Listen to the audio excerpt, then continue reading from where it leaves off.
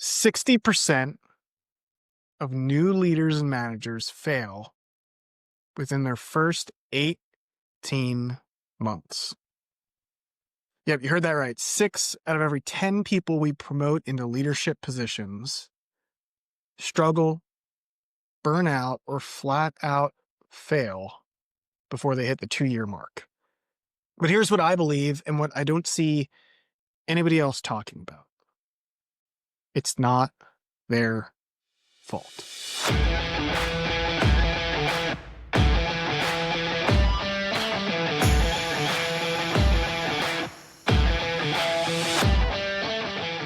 Well, welcome to this very first episode of the Frontline Leadership Podcast, where we help frontline leaders become professional leaders, transforming their businesses, transforming their workforces, transforming their organizations, and improving lives in the process.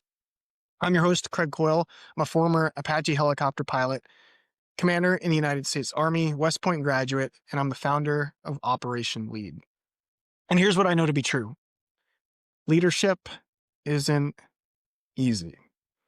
We created the Frontline Leadership Podcast because I've been exactly where you are today.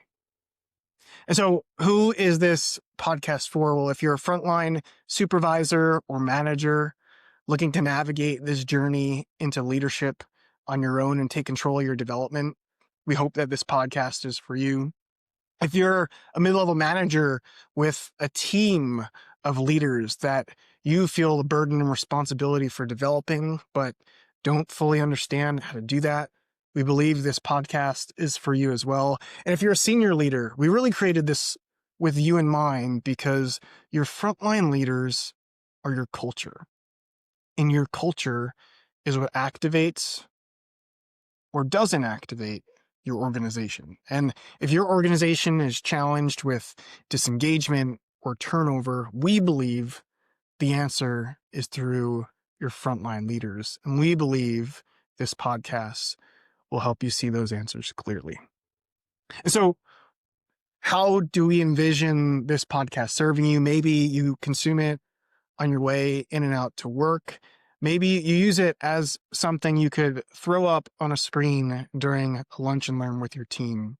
However you plan to use it, we hope it serves you, and we hope that it's not just another resource in the abundance of resources we have available specifically within leadership today, but that it's a resource that helps you navigate through the clutter and interpret and navigate the journey of going from individual to leader.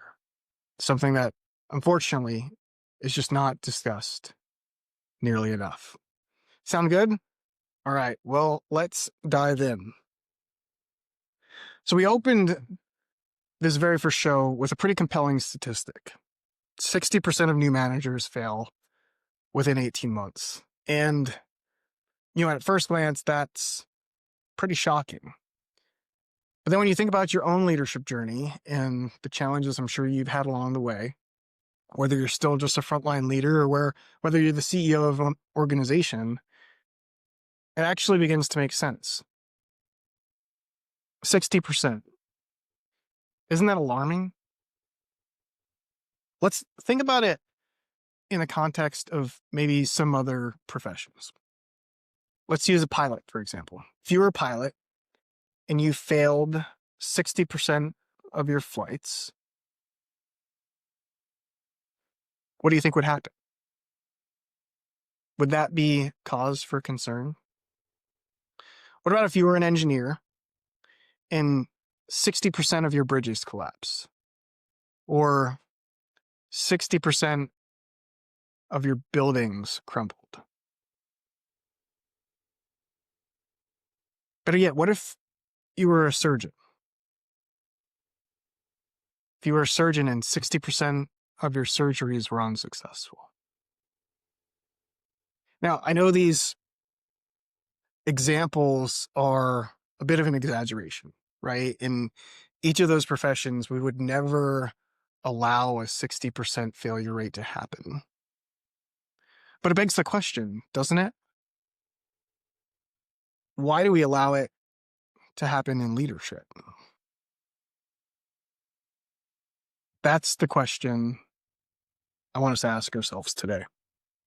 And in order to help facilitate, some of the deep thought, intrinsic thought around challenging some of the ideas about how we approach leadership in industry and in our society today, I'm just going to share my personal story, and maybe you'll be able to relate to it with your own story, or maybe you'll be able to relate to it within the context of what you're seeing within the leaders on your team. So I'm going to take you back to, the most humbling experience of my life, to be honest. And I'll be totally frank with everybody here. I was very privileged as a kid growing up. Now, I didn't have the perfect family or anything, but I had everything available to me to make me successful in life. And I was very fortunate to take advantage of that as a younger individual. I was an engaged athlete, multiple sport varsity athlete in high school, and at the expense of not being prideful or boasting, I was fortunate enough to work my way into the position to be valedictorian in my high school, which was ultimately the final piece of the puzzle that got me into West Point. I attended the United States Military Academy right after graduating high school, and I took that same work ethic, that same drive, that same aspiration for excellence, and it allowed me to succeed there. I succeeded academically as an aerospace engineer.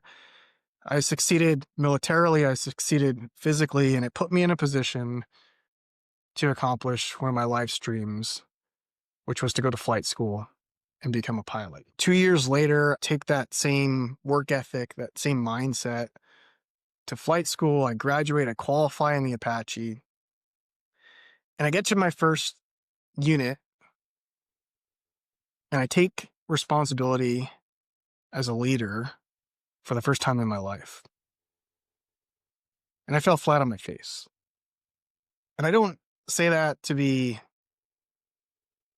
an example, or maybe even to kind of be prideful of an overcoming story in my personal life. I say that because I had access to arguably the best leader development ecosystem the world has to offer. But the challenge was they didn't prepare me to lead.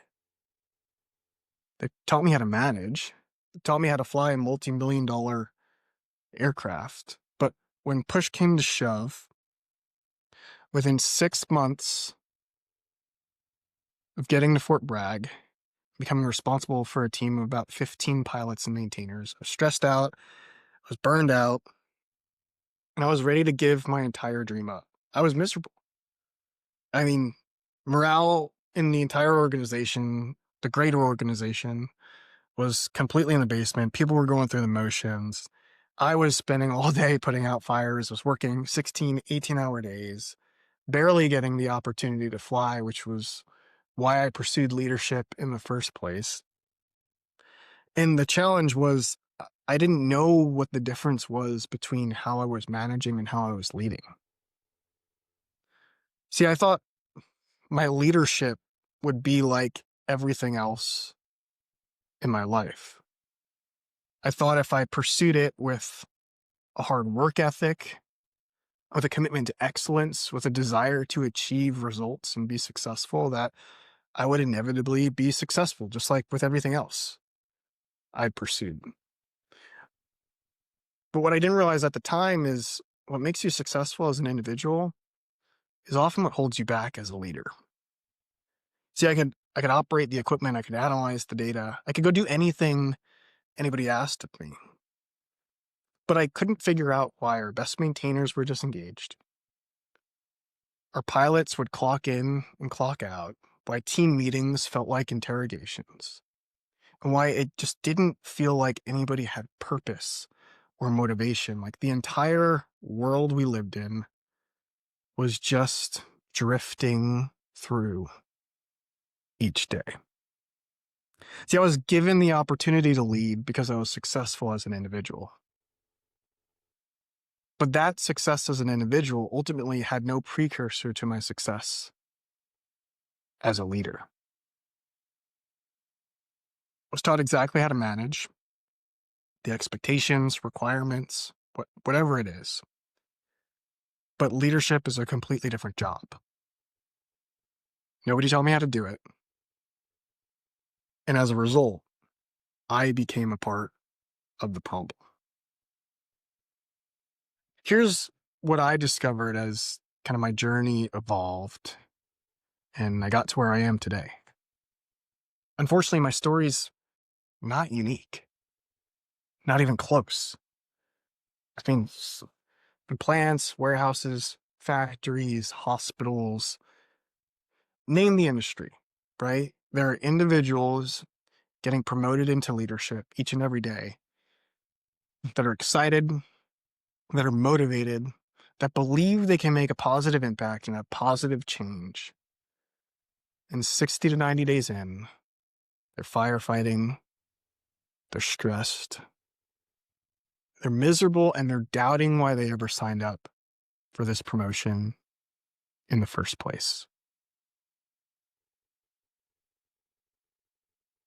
Somehow we think that leadership, the thing that quite honestly impacts every single person in our organizations, can just be learned through trial and error, and that our best technicians and our best operators, the people that have been successful in individual roles, are intuitively going to figure it out. Quite honestly, I think it's a pipe dream. The more and more you think about it and analyze it. I mean, supervisors end up defaulting to micromanaging because they don't know how else to ensure quality or ensure performance. Team leads either avoid difficult conversations or only have difficult conversations because that's what's been modeled for them. Managers run meetings that nobody wants to go to and waste everybody's time, and it just disengages their entire team.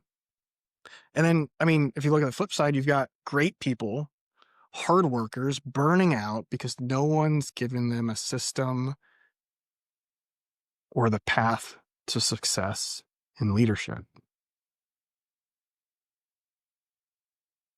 Here's how I want us to shift how we're thinking about this today. And ultimately, this is my goal for this very first episode.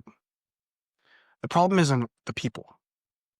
If you're a frontline supervisor and you're struggling, you are not the problem. If you're a team manager and you're struggling developing the frontline leaders on your team, it's not your fault. And if you're a senior leader and you see this playing out writ large across your organization, it's not a function of who you are as a leader. It's a product of the system that we've created. The problem isn't the people. The problem is the system. We're going to dive into that a bit more today and then also in the coming weeks as we get into the frameworks that we teach on development and building an ecosystem that transforms individuals into leaders. Let me put this in some terms that help us understand the gravity of the situation. When we promote people without developing them how to lead, we're essentially promoting people into positions without giving them the tools to be successful. And when we do that, we create a void within the bubble that they're responsible for that trickles downhill. So we don't just lose a great technician because, yes, we're taking someone out of a role that they're already successful in and putting them into a role that we haven't trained them for. But we also create a bottleneck. And what I mean by bottleneck is it's not just creating a challenge with the information that needs to flow up through the organization so the senior leaders can do their job, but it's a bottleneck that flows downhill as well. That's really the third piece. You impact everybody beneath that leader, down to the very people running your operation, running the execution of the strategy you've worked so hard to create. They depend on their leader to lead, to communicate, to engage them, to make them feel part of something bigger than themselves. And when we don't enable that leader to do that, we don't train them to do that, we don't develop them to do that, we create this waterfall of negative consequences that oftentimes cripple our organizations. I've got some statistics here that are actually quite staggering. I actually find them more surprising or compelling than the statistics we opened up this episode with. And I'll read them out to you. Companies with poor leadership see 18% lower productivity. So there's a direct correlation to performance. Better yet, 70% of team engagement is directly influenced by the immediate supervisor. In other words, your supervisors, the direct managers for employees, are largely the sole influence on an employee's engagement. Not the mission statement painted on the wall, not the speech the CEO gives. It's the direct supervisor. How about this? The cost of replacing a single employee is 30% of that employee's salary on average. So if we're replacing new leaders constantly, and we assume there's consequentially a trickle-down effect of a replacement required due to disengagement and turnover on that employee's team, how much is this costing us and eating away at our bottom line? But the numbers don't even capture everything, right? I mean, what about the innovations that aren't taking place? The problems that don't get solved? Better yet, the word of mouth referrals you don't receive for new employees because bosses don't recommend anybody there, because employees are disengaged and probably looking for jobs elsewhere themselves. I mean, the trickle-down effect is truly intangible. Again, this isn't a people problem. It's a business problem. It's costing us more than we think each and every day. And honestly, like within the context of everything so many industries are facing today, I mean, this could have a crippling effect, right? When you're navigating labor shortages, you're navigating technology, AI, automation, like significant overhaul, generational shifts, pressure to do more with less, faster, and better than ever before, right? I mean, here's what's paramount. You know who's stuck in the middle of all this? It's the frontline supervisor. They're the last line of defense between strategy and implementation. And yet they're often the individuals that don't get the support, that don't get the development, that don't have the guidance to help them be successful. And that's when I realized it's not just my story. I personally believe it's an epidemic across really any industry that requires a significant amount of individual contributors. You're talking manufacturing, operations, healthcare. And it's why I started Operation Lead. Because I believe nobody should have to go through what I went through to figure leadership out. We owe it to our leaders, and we owe it to the people they lead to do something differently. So again, here's the theme of today's episode, and the thing I really want you to resonate and think about. The problem isn't the people. The problem's the system. Most people promote these individuals into leadership roles, and in the vast majority of organizations, it's figure it out on the fly. Now, some organizations have some training programs in place. They have some development programs in place. But what I've seen is there's typically two cases, right? You get thrown into leadership and you're expected to figure out on the fly. And it's really the equivalent of never teaching someone how to swim and just throwing them into a pool saying good luck.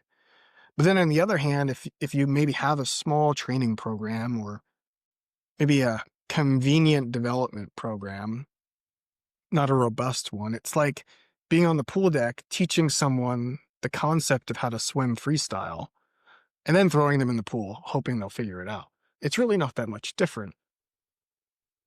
I think this sink or swim approach really costs us. It costs us personally because as leaders, it impacts our lives, it impacts our relationships, and it flows downhill, right? It impacts the people that we lead in their relationships as well.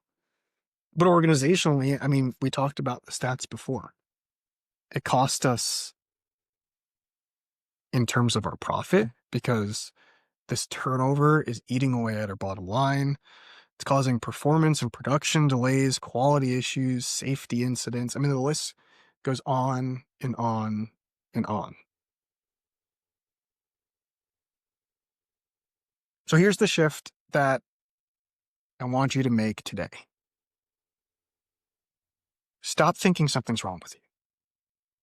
If you're the supervisor struggling to get by, if you're the manager trying to navigate how to develop those struggling supervisors, or if you're the senior leader trying to figure out how to write your workforce, stop thinking there's something wrong with you. People aren't born as leaders. They're grown. They're developed. Start recognizing something's wrong with the system that you've fallen into, that you're a product of. You're not failing because you're not leadership material. You're struggling because you're trying to do a professional job and create professional results without professional development. The truth is, leadership needs to be treated like a profession. And that starts when you enter into that realm. Right? Pilots don't just start taking flying professionally once they reach the 20-year mark in their career. Doctors don't do that. Lawyers don't do that. So why do we view this idea of professional leader development as something that only the C-suite should have access to? No, it's something that needs to be delivered when people first enter into this world, because they're going through a transformation from individual to leader. And it's our responsibility to help them navigate that journey. Leadership can be taught. It can be systematized. It can be developed in anybody willing to learn. But only if we stop leaving it to chance, and only if we start thinking about this journey differently. You know, the idea of the concept of change or a journey of change has really been crystallized through resources like the Atomic Habits book by James Clear or Seth Godin's The Dip. And if you're familiar with it, and we'll dive a lot more into this in coming episodes, but if you're familiar with the process, whenever we start a journey of change, we get really excited, but that wears off. This optimism wears off and we enter into this stage of what's also familiar called informed pessimism or the valley of despair. And this is where most leaders fail. They fail because they don't have the support in this phase that typically takes them through the 2-year mark, from about the 6-month mark to the 2-year mark. They don't have the support, they don't have the resources, they don't have the training. So they fall back on how they've always been successful. They firefight, they work hard until they burn out, until they're stressed out, and until they give up. But it's time for that to change. Over the next few episodes, we're going to explore exactly how we inspire this change. It sounds like it's complicated, but it's really not. It's really not. And here's the underlying principle. We don't magically become leaders overnight. It's a journey. It's a transformation. That's what needs to be addressed. When we address the holistic transformation, then we can place in the details, the specific skills to take people and up-level them along the way. Over the next few weeks, we're going to really crystallize this through what we call the Lead Like a Pilot framework. And really what it is, it's taking this idea of development in the aviation world and transcribing it into what would work perfectly for leaders, specifically new leaders and frontline leaders today. Now, we see this as an opportunity if you're a frontline leader, as a resource for you to take advantage of your development. We see it as an opportunity for you as a mid-level manager to help you coordinate the efforts of those trying to grow as leaders on your team. And this opportunity as a senior leader, you could put these systems in place relatively simply in your organization and totally change the quality of the leaders you start producing. So with that in mind, as we wrap up today's episode, here's what I want you to do. And this will be a common thing we do on this podcast. I want you to pull out your phone or a piece of paper. I want you to write down 3 things. Number 1, write down one thing you know that you're doing well as a leader. I promise you there's something. You're here, right? That's something. One thing you're doing well as a leader. And I think that's important because if we're going to take ourselves seriously as leaders, we need to appreciate what we're doing well, appreciate what we're doing right, and focus on those things and how we build that list over time. Number 2, I want you to write down one specific challenge that you're facing right now. Something that you would put on the top of your list as an opportunity for you to overcome, to advance, to become better in what you're doing today. Number 3, one thing that you wish someone taught you when you first entered into leadership. I'm serious about this. Pause the episode if you need to, because the first step, treating leadership like a profession, is taking yourself seriously as a leader. If you're listening to this and some things come to mind, an individual comes to mind, you want to start moving forward and developing yourself as soon as you possibly can, I want to give you something practical that you can use immediately. We created the Leaders Pre-Flight Checklist, and the concept here we'll explore in depth in coming weeks, but it's a checklist that's modeled after how aviators and pilots do a pre-flight, how they prepare themselves to safely and successfully execute their missions day in and day out.